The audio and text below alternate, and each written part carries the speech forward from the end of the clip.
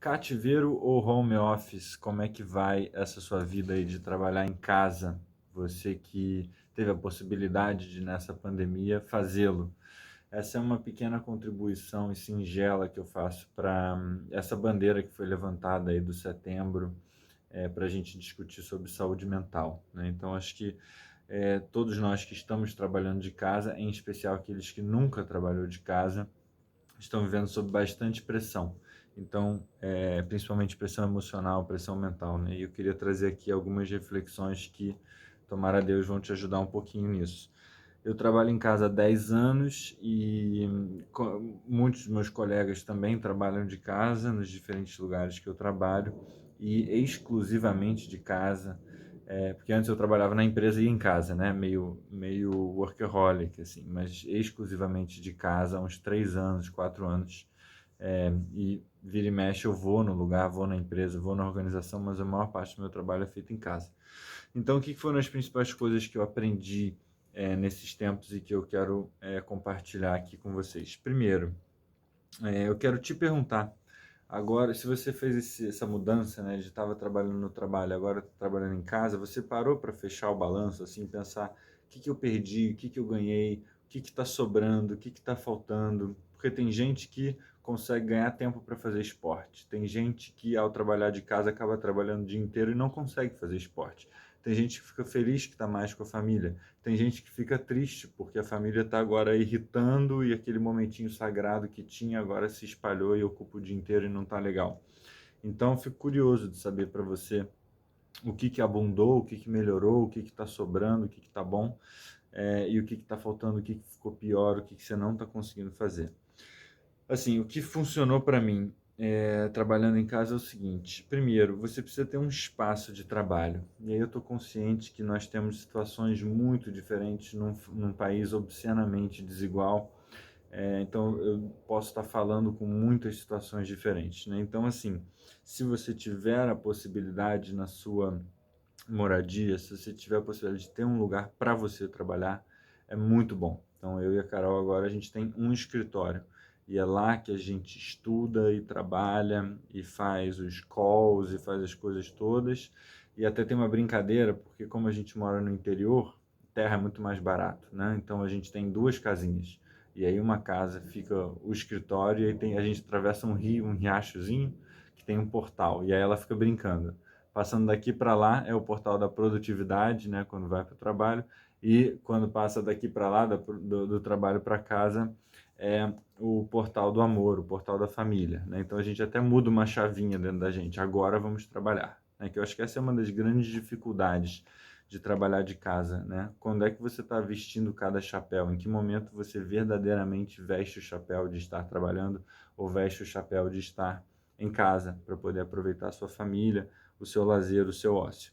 Então, se for possível, tem um escritório separado. Se não for possível, que eu acho bem, que deve ser o caso bem frequente, é, encontra algum lugar, se for possível, algum lugar na sua casa para ser sua base, um lugar na sala, um lugar na cozinha, em algum lugar, faz a sua basezinha, onde vão ter ali os 2, 3 livros de consulta, se é que você precisa, sua agenda, né, o seu computador, etc. Isso faz muita diferença, pelo menos você tem um lugarzinho ali preparado para isso, né? E o mais importante, talvez, se possível, evite ao máximo trabalhar do seu quarto, né? O nosso quarto é o nosso templo, o nosso lugar de descanso, o nosso lugar de refúgio, o nosso lugar de recarregar as energias, as baterias, ou como é que você queira expressar isso. Então, assim, quer trabalhar um dia ou outro ali, da cama um pouco e tal, se for, beleza. Mas, assim, recomendação própria, por experiência própria, não trabalhe do seu quarto. Evite ao máximo trabalhar do seu quarto. E aí é muito importante, gente, boa cadeira, bons equipamentos, né? As empresas estão liberando. Se você é dono de empresa e não fez isso ainda, tem gente trabalhando de casa, considera. Eu sei que, bom, hoje em dia está muito, dependendo do negócio, está muito difícil, né? Mas considera liberar grana para uma boa cadeira, um bom laptop, um bom fone de ouvido, uma boa conexão de internet. Essas coisas fazem toda a diferença. Eu agora migrei o meu esquema, eu sempre trabalhei de laptop, né? A internet não parece, mas eu sou quer dizer, não dá para saber se sim ou não, mas eu sou relativamente alto, então fico com muita dor no ombro, eu fico com o pescoço pendurado, assim. Então agora eu estou trabalhando com o monitor, com o teclado, né, e o laptop fica só plugado ali, e está me ajudando muito, assim, nas minhas dores físicas mesmo que eu tenho. Então, não subestime a importância de um bom equipamento. E último ainda sobre casa, treine as pessoas que moram com você, né? Crie seus próprios códigos, fale sobre a sua agenda, porque tem algumas reuniões que não pode passar gente atrás, né? Por exemplo, agora vai ser muito ruim se eu for interrompido tentando gravar alguma coisa, né? Depois tem que editar, é super chato, às vezes você sai da vibe. Então, assim, treine as pessoas que estão morando com você, eduque elas, converse com elas e faça combinados. Isso é muito importante, tá? Para você conseguir ter o seu espaço para conseguir trabalhar, de fato, produzir, né? E aí, tem o seu espaço, mas é muito doido isso, né? Porque depois tem o nosso espaço de trabalho, né? Então, assim, você trabalha provavelmente não sozinho, né? Você trabalha em uma equipe, em uma organização, alguma coisa assim.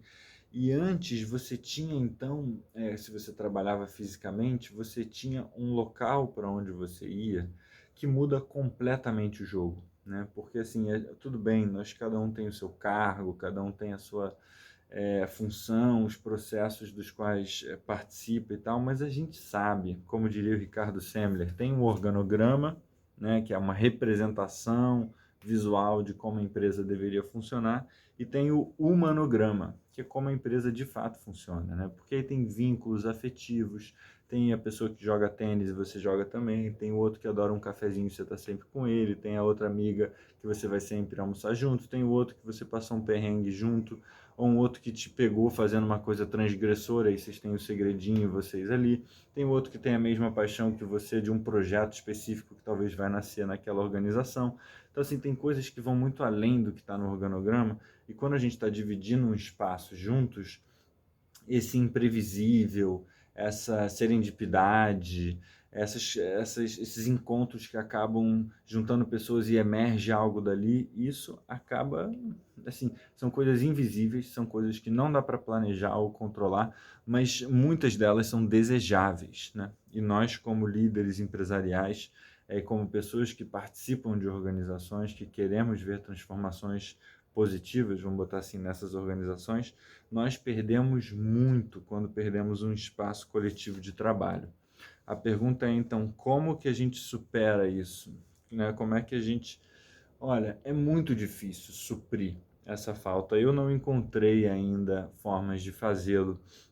O que eu já fiz e foi legal, eu anotei 3 coisas assim de dicas que são boas, mas assim, honestamente, não supre.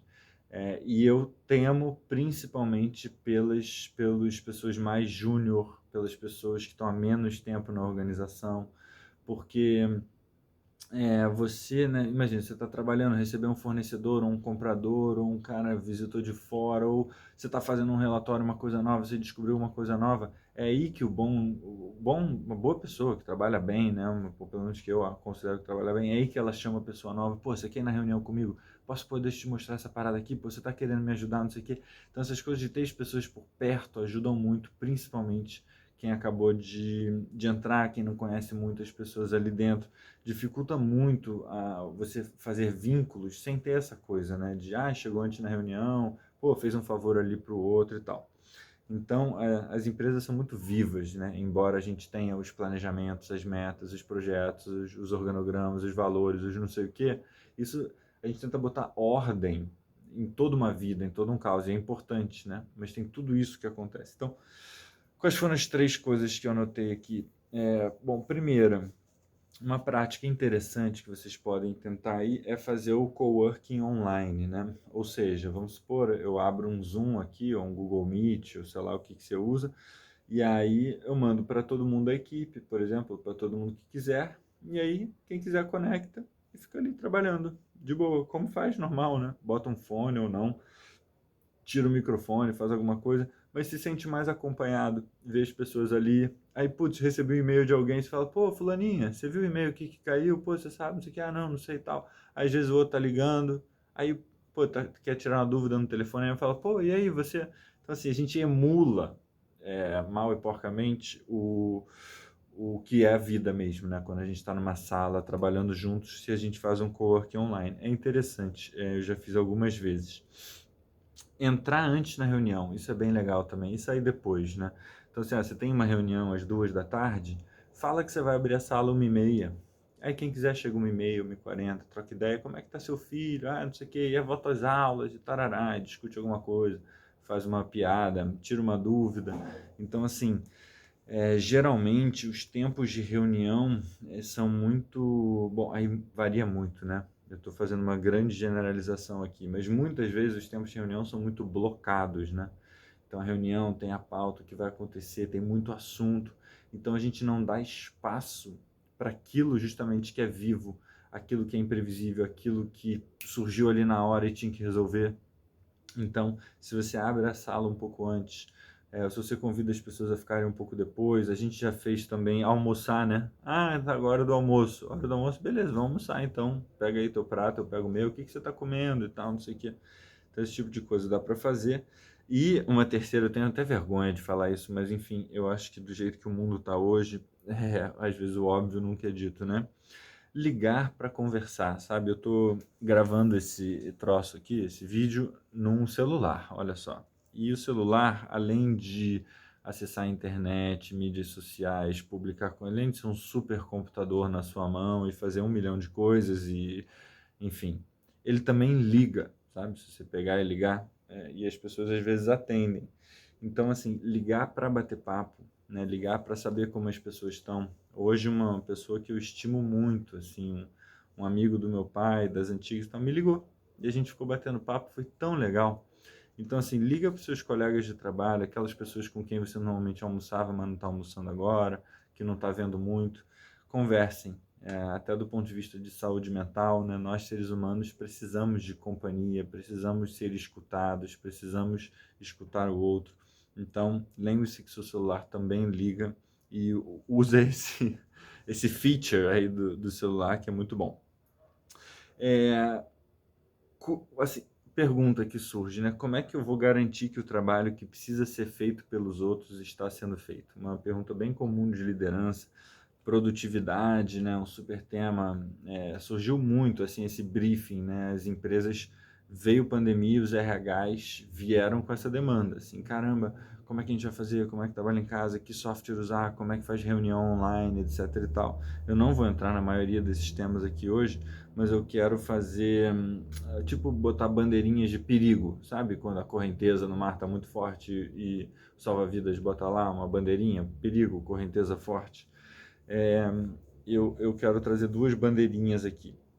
A primeira é a seguinte: tem uma doença que ela se espalha nas organizações, ela atrofia a vida das organizações e ela se multiplica no home office. E pela minha experiência, quanto maior a organização, mais difundida está essa patologia, tá? Chama reunionismo. O reunionismo é aquela doença que tudo vira, então vamos marcar uma reunião, então vamos ali marcar um papo, então pô, bota ali na agenda, então vê ali na minha agenda onde está livre e bota. E aí o que acontece, eu já vi isso na vida de muitas pessoas, é que as agendas são lotadas de reuniões. As pessoas fazem 3, 4, 5, 6 reuniões por dia. E assim, reunião é um assunto em si, dá para entrar algum dia. Reunião online é um outro assunto em si, dá para entrar num outro dia. Mas assim, reuniões em geral, a que elas servem, né? Geralmente, reunião de status, reunião de planejamento, reunião de apresentação, reuniões tipo ritos periódicos, né, que a equipe se junta e tal, frequentemente vem para ter um senso de comunidade, de um ver o outro, né, de saber que estamos aqui, estamos juntos, fazendo parte do mesmo time, vestir a camisa e tal. Ou seja, alguma coisa que seria como companhia, né, um senso de pertencimento, cuidaria disso. Mas talvez acho que o principal é cuidar de estabilidade, ordem e segurança, né, daqueles que são responsáveis por aquele sistema. Então, quero saber que as coisas que deveriam estar acontecendo estão acontecendo. quero saber se eu posso fazer alguma coisa por aqueles que estão fazendo, né? Então, essas reuniões que cuidam de segurança, estabilidade e ordem, elas vêm para cuidar de coisas importantes. Queremos cuidar dessas, são necessidades essas, humanas e organizacionais, né? Agora, tem um momento onde segurança vira controle. Tem um momento onde a busca por ordem, que é saudável, vira burocracia no mau sentido, vira rigidez, né? É, e muitas vezes isso envolve excesso de reuniões. Então, o que eu falei uma vez para um pessoal, e eu vi que a resposta foi muito, assim, eu vi que era uma coisa difícil, então eu quero trazer aqui, porque às vezes quando é difícil é porque é importante. Eu acho que a gente precisa, tanto como líderes, como liderados, onde quer que a gente esteja nas hierarquias e espalhados pelas organizações, a gente precisa cultivar a possibilidade de, não marcar reunião para resolver as coisas. Dois, se for convidado para uma reunião, questionar se a gente tem que estar lá mesmo ou não. E três, se a gente ouvir esse questionamento, não achar que é falta de empenho. Se a pessoa questiona se ela deve ou não estar na reunião, não é que ela gosta menos do trabalho dela. Às vezes ela valoriza tanto o trabalho dela, ela quer tanto fazer um trabalho bem feito, que ela está se perguntando se ela deveria mesmo gastar 1 ou 2 horas estando naquela sala. E para você que marca reuniões, considera essas pessoas todas precisam mesmo estar lá. Lembra que numa reunião de 1 hora com 4 pessoas, você gastou 4 horas da organização, né? Tem um autor que às vezes eu gosto, às vezes eu não gosto, a gente tem uma relação de amor e ódio, que é o Richard Barrett. Ele escreveu um livro chamado A Organização Dirigida por Valores, e tem uma coisa que eu gosto muito que ele fala lá, que é a entropia cultural. E eu vou parafrasear aqui, que eu não peguei a frase certinha, tá? Mas entropia cultural é a energia de um sistema que não está disponível para trabalho útil. Ou seja, todo o tempo numa organização gasto para uma burocracia desnecessária, preenchimento de formulários, controles, planilhas que não geram valor, reconhecimento por status de uma maneira egóica e corrompida, porque reconhecimento é importante. Todos nós temos necessidade de reconhecimento. Isso não é uma coisa egóica, mas a busca por reconhecimento pode chegar num nível onde aquilo não é saudável, nem para você, nem para as pessoas ao seu entorno. Então, toda essa energia gasta por uma organização, e acredite, se você fizer a conta aí, você do RH, fizer a conta de horas humanas gastas nesse tipo de energia que não gera valor, vocês vão ver o tanto de prejuízo que a gente tem por não conseguir organizar direito os nossos sistemas. E eu não estou dizendo que é fácil, eu vivo isso na minha vida todo dia, nas minhas equipes e tudo, tá? Mas reunionismo, preste atenção nesse fenômeno. E um outro fenômeno que é como é que fala, uma mutação, né? É o e-mailsismo, né? Então acho que o e-mail também está mais ou menos nesse lugar, né? Eu quero mostrar que eu estou produzindo, eu quero mostrar que eu estou ciente, que eu estou fazendo. E aí, enxurrada de e-mails, né? Nas organizações, às vezes eu vejo pessoas gastarem horas por dia lendo e respondendo e-mail. Eu conheço diretores, assim, que passam, às vezes, assim, para 2 dias para responder e-mail, né? A minha mãe, eu lembro que eu pequeno, cresci com ela assim, trabalhava de segunda a sexta e sábado ia para o trabalho, só zerar a caixa de e-mail dela. Então, assim, tomem cuidado com o e-mail. Você precisa copiar todo mundo mesmo, sabe? Porque também depois a caixa de e-mail da pessoa, ela recebe tanta coisa que ela nem sabe o que tem valor ali, o que não tem. Então, assim, o que temos de mais sagrado nesse mundo é tempo, nossa atenção, né? Então, se você vai alocar o que há de mais sagrado no outro, você quer mesmo alocar aquilo, tá? Então vou parar por aqui. Tomem cuidado com o excesso de reuniões, e-mails, a que eles servem, do que eles estão cuidando. Você precisa de tudo isso mesmo. 3. Ferramentas online. Eu não vou entrar em ferramentas online. Tem muita gente comentando sobre isso e na boa, cada um desenvolve, cada uma das equipes desenvolve sua própria forma de trabalhar. Eu já trabalhei de Trello, de Slack, de WhatsApp, de e-mail, de telefone, de nada disso, de papelzinho, de um monte de coisa. Tudo funciona dependendo das pessoas, da equipe, dos combinados, da disciplina. Mas o que eu posso dizer, que eu acho que é útil quase que genericamente, é assim, WhatsApp. E aí, falando de saúde mental. Bom, como é que eu faço, né? Não vou pregar o que vocês devem fazer, mas o que que eu faço para vocês terem como referência? Eu silencio o meu WhatsApp, ele só vibra quando três pessoas me mandam mensagem. Três pessoas diferentes me mandam mensagem, meu WhatsApp vibra. Nenhuma outra pessoa que me manda... E é o único momento que meu celular vibra. Nenhuma outra pessoa que mandar mensagem, meu celular vai vibrar.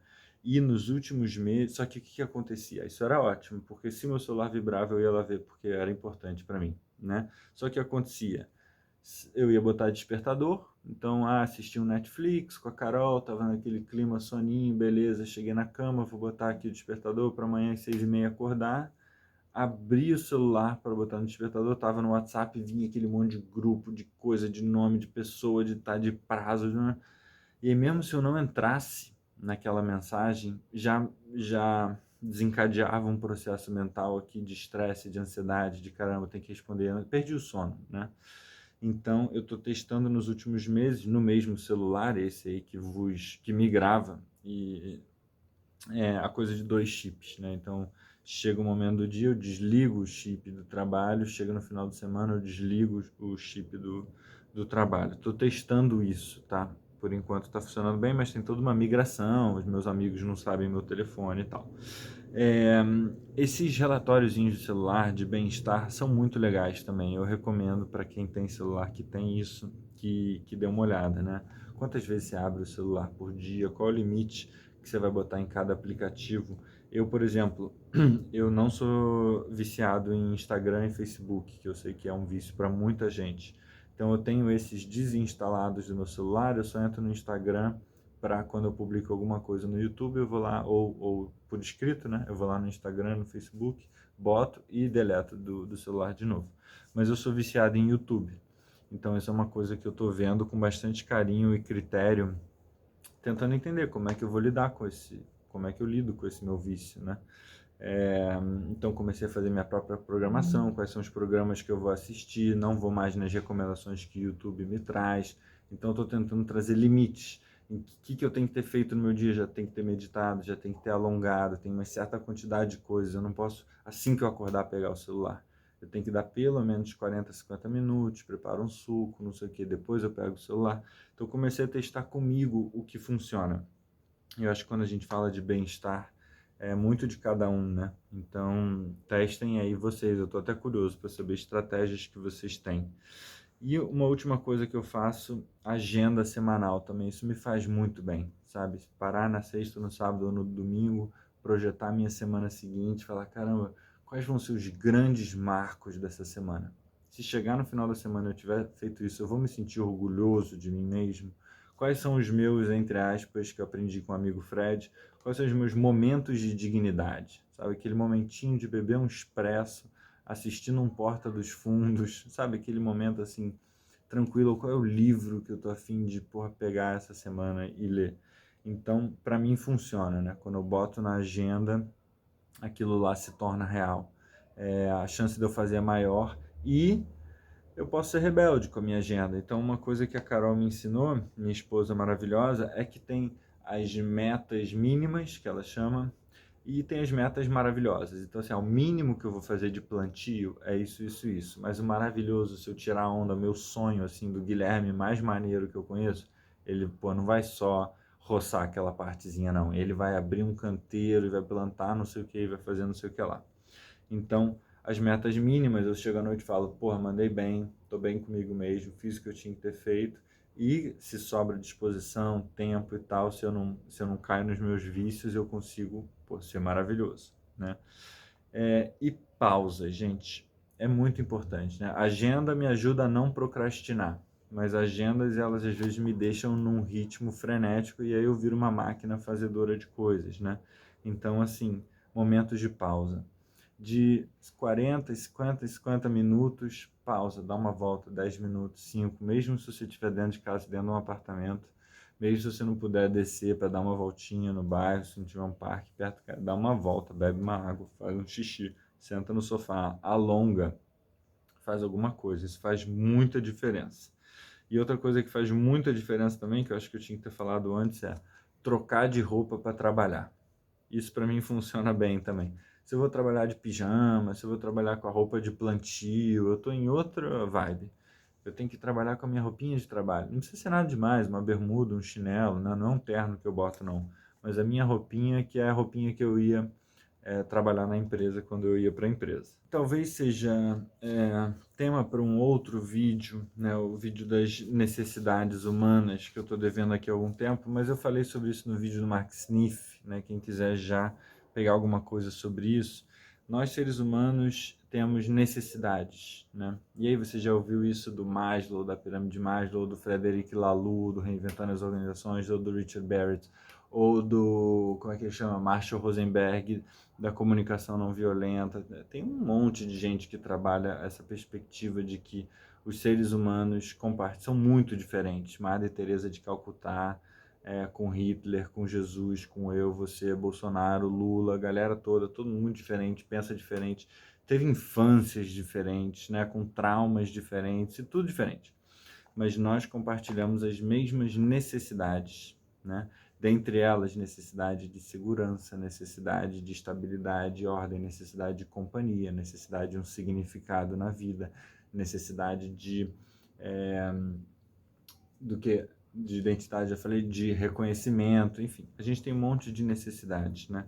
Então, o que eu acho que essa pandemia está, em especial, desafiando a gente é que eu trabalho de casa antes, né, desde antes que caiu a pandemia, entrou a pandemia. E aí, o que a gente tinha? Chegava no final do trabalho, você ia para casa do amigo, né? Você ia tomar um chopp, você ia fazer alguma coisa com outras pessoas. E nós estamos vivendo muito sós, né? Então, a gente vive esse paradoxo onde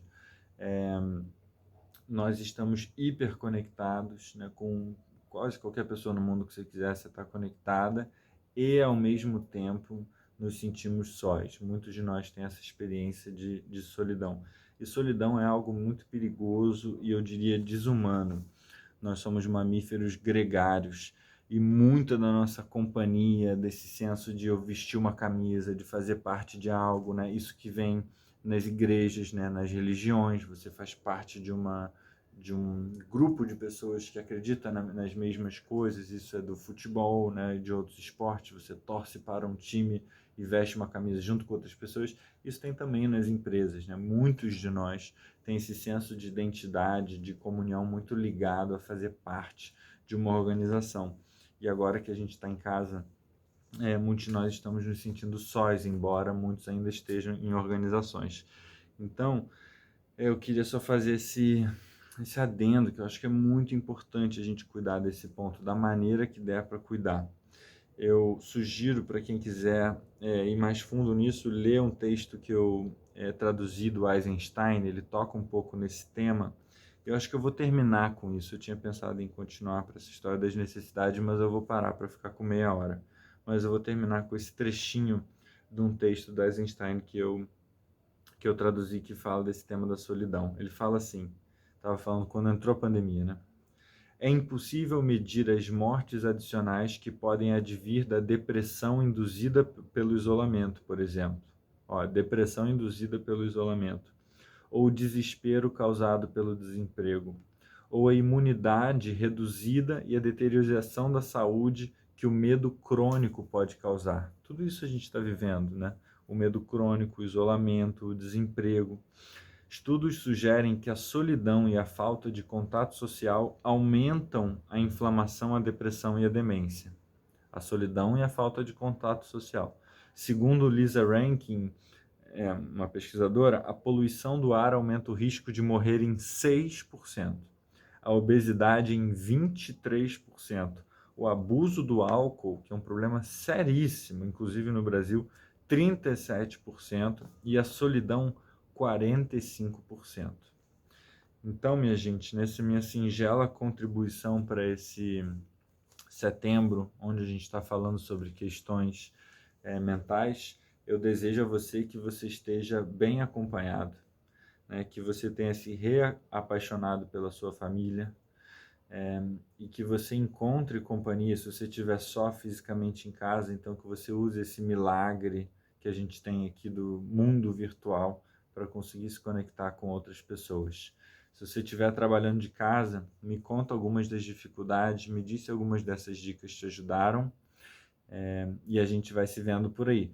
Eu estou na dúvida de como seguir os vídeos aqui. Então, se você teve paciência de chegar até aqui, me diga. Você prefere que eu continue nesse caminho da regeneração, trazendo exemplos de empresas e mais coisas desse tipo? Ou vocês acham que eu caio para RH, recursos para humanos? Tem muito conteúdo que eu queria trazer de RH, mas que requer um certo tempo investido. Então, se vocês quiserem, eu vou mais para essa área. Então, me falem, regeneração ou recursos para humanos? Muito obrigado e até a próxima.